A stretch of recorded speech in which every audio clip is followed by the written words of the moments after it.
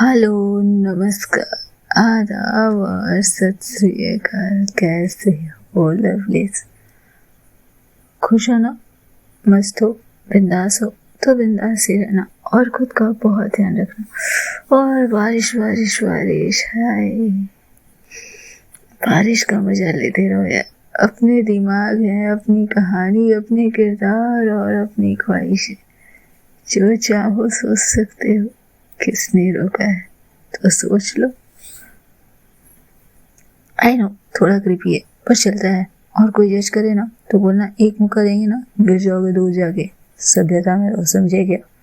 तो चलिए स्टोरी पर आते हैं। स्टोरी का नाम है तू है तो। पिछले एपिसोड में हमने देखा कि आयशा माया के घर जाती और जहाँ उनकी कुछ बातें होती है। अब आगे। माया आयशा के बेहद पास थी और आयशा, शायद वो मोहब्बत होती है ना आयशा, जो किसी एक को नहीं बंधने देती। और माया उससे कहती है, या फिर मोहब्बत की आड़ में तुम भ्रम पाल रही थी आयशा। आयशा की सांसें गहराने लगी थी। भ्रम ही तो था माया, मैंने आपके साथ जो महसूस किया और फिर भी कुछ नहीं कहा, वो सब भ्रम ही तो था, है ना? कमरे में सन्नाटा था, ऐसा सन्नाटा जो शोर नहीं सवाल मांगता है। माया खड़ी थी। माया ने धीरे धीरे नजरें उठाई। नजर में थकान थी पर थकावट से ज्यादा एक ऐसा धैर्य जो कई सालों से किसी सवाल का इंतजार कर रहा हो। वो कहती है धीरे से, सधे हुए लहजे में, जैसे अपने दिल की गिरह खोल रही हो। क्या रिश्ता है हमारे बीच आयशा? कमरा ठहर गया। नाम दो इसे। दोस्ती है, मजबूरी है तुम्हारे पत्रकारिता की, या कुछ और जो भी है उसे जानने का हक सिर्फ तुम्हें क्यों है? आयशा का गला सूख गया। उसने कुछ कहना चाहा पर माया और आगे बढ़ चुकी थी। तुम कहती हो मैं सवालों से भागती हूँ, तो सुनो, आज मैं तुमसे सवाल पूछती हूँ। बताओ, क्या बोलती मैं इंटरव्यू में? वो एक कदम और पास आई। किस हक से वहां खड़ी हो तुम? क्यों इतने करीब हो मेरे, जैसे मेरे जिस्म में जलती हुई सांसें? माया की आवाज धीमी हो गई थी। आवाज में कोई कंपन नहीं था, लेकिन एक दृढ़ विश्वास था जो जाने क्यों माया को लग रहा था आज जरूरी है। और उस दिन उस इवेंट के उस वॉशरूम में क्या था उस दिन वहां पर आयशा? आयशा के बदन लड़खड़ा रहे थे। उसकी आंखों में जैसे बेचैनियां महसूस की थी उसने, पर माया कहाँ ही रुकने वाली थी। कुछ महसूस तो नहीं करती ना तुम मेरे लिए आयशा? कुछ ऐसा जो तुम्हारी इन बेचैनियों से अलग हो? ये सवाल तो नहीं था, ये किसी अनकहे एहसास की नरमी थी जो शब्द बनकर खुद से ही डरा गई थी आयशा को। अपने दोस्त, सॉरी बॉयफ्रेंड दीप, यही नाम है ना उसका, उसके साथ हो तुम, उसकी आंखों में चमक लाती हो, और अब तुम दोनों रिलेशनशिप में हो। तो फिर यहाँ क्या लेने आई हो? बोलो आयशा, किस अधिकार से तुम इस समय मेरे घर के बीचों बीच खड़ी हो?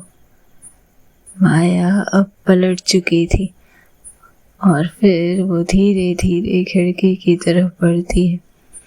क्यों तुम्हारे सवाल का जवाब तुम नहीं, मैं तुम्हें दूं आयशा? तुम्हारी आंखों में जो बेचैनी है, क्या वो सिर्फ पत्रकारिता है, पत्रकारिता की मजबूरी है, या तुम मेरा इंटरव्यू लेते लेते मुझे थोड़ा समझने लगी हो और तुम्हें लगता है कि ये समझना तुम्हें कुछ और भी अधिकार दे देता है? क्या है ये बेचैनी आयशा? कौन हो तुम मेरी? क्या रिश्ता है हमारे बीच? हमारे बीच दोस्ती है, हमारे बीच संबंध की गहराई है, या फिर मोहब्बत है आयशा? आयशा के कदम लड़खड़ा गए थे। सांसें एक पल को जैसे थम गई थी। कमरे में सन्नाटा और अधिक गहरा हो गया था। दीवार की घड़ी की टिक टिक अब नजरों की गवाही दे रही थी और आयशा का कंधा कांप गया था। माया ने उसकी आंखों में झांका और एक लंबी सांसें लेकर कहती है, अगर तुम तड़प रही हो, तुम टूट रही हो, तो तुम ये क्यों चाहती हो कि तुम्हारे इस दरकते स्थिति को मैं संभालूं, तुम्हारी इन बेचैनियों पर मैं मरहम लगाऊं? ये अधिकार तो तुमने दीप को दिया है ना आयशा। आयशा वहीं थम गई थी और फिर उसने कहा, क्या नहीं कहना छल होता है माया, अपने साथ और दूसरों के साथ। और माया उसकी तरफ देखती है। क्या उम्मीद जगा देना छल होता है माया? उम्मीद? मैंने तुम्हारे अंदर उम्मीद जगाई है आयशा। क्या मैंने कभी कुछ ऐसा कहा, कोई ऐसा वादा किया जिससे तुम्हें लगे कि मैं तुम्हें कोई उम्मीद दे रही हूं? आयशा की नजरें झुक गई थी और माया अब थोड़ी सख्ती के साथ, उम्मीदें हमारी कमजोरी होती है आयशा, और जब आप बहुत मजबूत बनने की कोशिश कर रहे हो तो उम्मीदें आपका रास्ता तो नहीं हो सकती। हाँ, पर मैं आज टूटी हुई महसूस कर रही हूँ माया, और इसलिए तुम यहाँ आ गई आयशा। आयशा की नजरें अभी भी नीची थी, बदन कांप रहे थे, शायद इसलिए कि मेरे टूटने की आवाज भी सबसे पहले आपने सुनी थी और इसे जोड़ने की जिम्मेदारी भी तुमने मेरे ऊपर डाल दी। नहीं नहीं माया, मैं आपसे कुछ नहीं मांग रही, फिर भी हर बार आ जाती हो यहाँ। किस हक से? क्या चाहती हूँ? क्या देता है ये घर तुम्हें? पता नहीं। तो फिर पहले इसे पता करो। मेरी सच्चाई आपसे जुड़ी है शायद पर जिंदगी जी नहीं जाती आयशा, और उस सच्चाई को जिए या छोड़ दे ऐसा नहीं होता। बीच का रास्ता नहीं होता इसमें, तुम्हें उसमें से एक का चुनाव करना पड़ेगा आयशा। तो क्या करूं मैं? चली जाऊं? और माया की खामोशी गहरा गई थी। आपकी मर्जी। मर्जी नहीं माया, मैं आपका जवाब मांगने आई हूँ, खुद से भी और आपसे भी। और अगर जवाब आपको तोड़ दे तो कम से कम वो सच्चा तो होगा। तो सुनिए, आप यहाँ इसलिए हैं क्योंकि आप खुद से कभी सच बोल ही नहीं पाई मिस आयशा। और आयशा की निगाहें अब ऊपर उठ चुकी थी। और आप माया, क्या आपने खुद से सच बोला है हमेशा? माया की नजरें खिड़की के बाहर बारिश को देख रही थी। मैं उस बारिश की तरह हूँ ऐसा, जो हमेशा आती है पर कभी ठहरती नहीं है, या तो खुलकर बरसती है या फिर चुपचाप गरज कर निकल जाती है। चुनाव आपका है। आपको उस बारिश में रुककर अपना समय गंवाना है या फिर आपको कोई और रास्ता लेना है। रात की वही चुप्पी थी। बारिश की बूंदें अब भी माया के घर की खिड़कियों पर धड़क रही थी और कमरे में बस 2 सांसों की आवाज थी। आयशा अब कुछ कदम माया के और करीब आती है। क्या आपको मेरे होने से कोई फर्क पड़ता है माया? उसकी आवाज धीमी थी पर भीतर से कांपता हुआ कोई सीधा सवाल नहीं, एक दिल की पुकार का हिस्सा मानो सच जानना चाहता हो। माया ने उसकी तरफ नहीं देखा। उसकी उंगलियां कप के किनारे को सहला रही थी, जैसे आयशा के दिल को मरहम लगा रही हो। उसकी नजरें कहीं दूर ठहरी थी, शायद कहीं उस जगह जहां वो खुद से भी नजरें नहीं मिला पाती। क्या आपको किसी तरह की बेचैनी महसूस होती है माया? आयशा अब और करीब आई। क्या आपको कुछ खोने का डर लगता है जब मैं यूं आपके सामने खड़ी होती? माया जानती थी कि वो और एक शब्द नहीं सुन सकती। उसका धैर्य, उसकी चुप्पी, उसकी बांध सब कुछ टूट सकते हैं। उसने एक कप नीचे रखा और एक लंबी गहरी सांस खींची और फिर बिना उसकी आंखों में देखे हुए आयशा को माया का जवाब मिला। मिस आयशा, मैं अब अपने दोस्त आरव के साथ हूँ। एक सांस जैसे कमरे से गायब हो गई हो। आयशा अचानक से 2 कदम पीछे हट चुकी थी। उसकी आवाज में कोई गूंज नहीं थी, बस एक अंधेरे में गिरती बूंद की थकान। कब? आज। क्यों? अब वो सवाल नहीं था, बस इल्जाम था। माया ने सिर उठाया। आंखों में कुछ थकन, कुछ यथार्थ, कुछ स्वीकृति थी। क्योंकि मैं उसे जानती हूँ। उसने मुझे प्रपोज किया और मैंने एक्सेप्ट कर लिया। आयशा ने उसे देखा। उसकी आंखें फैल गई, सांसें तेज हो गई, बदन लड़खड़ा रहे थे जैसे किसी सहारे की जरूरत थी। और गिरते गिरते बचती वो जैसे जमी को थाप देने वाली थी।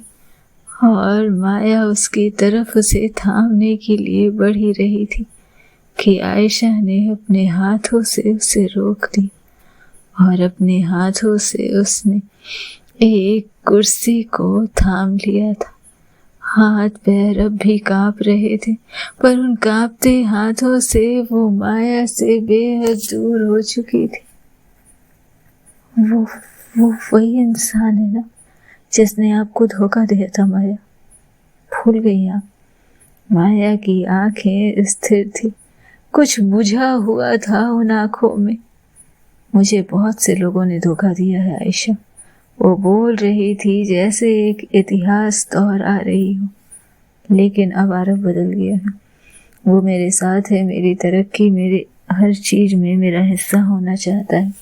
इतने सालों तक उसने मेरा इंतजार किया और आज जब उसने प्रपोजल रखा तो मुझे भी लगा कि मुझे मेरे जीवन में एक साथी की जरूरत तो है। आयशा जैसे खुद से बाहर हो रही थी, चेहरा लाल हो रहा था। कोई गहरी मदहोश सितम बनकर गिरी थी माया सहगल आज उस पर। उसकी आंखों में आंसू नहीं थे, आज सिर्फ आग थी। और इसके साथ ही वो एक झटके में माया के बेहद करीब पहुंचती, इतनी करीब कि अब उनकी सांसें एक दूसरे से मानो झगड़ने के लिए तैयार हो, उन्हें कोसने के लिए तैयार हो। और एक सीधा धारदार सवाल जैसे किसी ने छाती पर वार कर दिया हो। क्या आप उससे मोहब्बत करती हैं माया? माया चुप रही। बोलिए माया सहगल, क्या आप आरव से मोहब्बत करती हैं? बस एक शब्द, ठंडा, निर्जीव मगर जानलेवा, हाँ आयशा। और फिर एक तेज गूंजती हुई आवाज कमरे में फैल गई।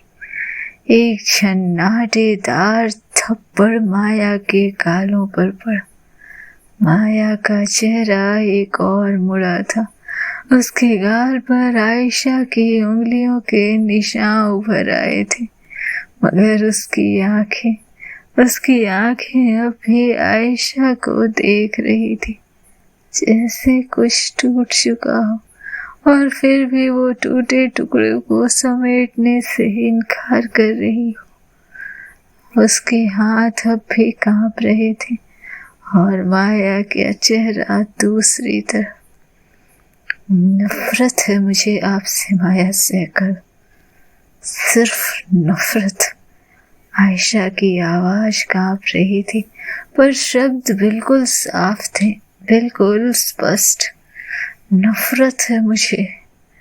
काश मैं आपसे कभी मिली ही ना होती, काश कि मैंने कभी ये चेहरा देखा ही नहीं होता।